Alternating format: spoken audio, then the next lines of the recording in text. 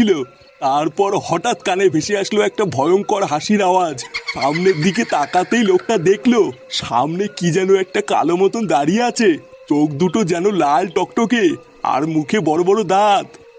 হুম, তারপর কি হলো দাদু? তারপর আর কি, দেখতে না দেখতেই ওই কালো ছায়াটা লোকটার উপর ঝাঁপিয়ে পড়লো, আর ওই লোকটাকে ওইখানে ধরে জ্যান্ত চিবিয়ে খেয়ে নিল। এই মেলেতে লোকটাকে জ্যান্ত খেয়ে নিল? হ্যাঁ দাদু ভাই, লোকটাকে জ্যান্ত খেয়ে নিল। ধুর বাড়া, বালের গল্প শোনাচ্ছে। লেওরা জ্যান্ত খেয়ে নিল? এটা কি বালের গল্প হলো শুনি? ভূত নাকি আবার মানুষ খায়?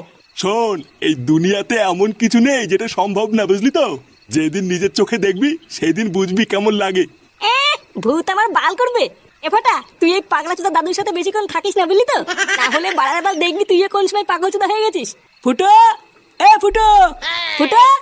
ওই যে চলে এসেছে তোর বারোচোদা বন্ধুগুলো, এবার যাও ওদের লেওড়া ধরে ঝুলতে ঝুলতে ক্লাবের দিকে যাও। দাদু, আমিও ঝুলবো? লেওড়াটা কি গো?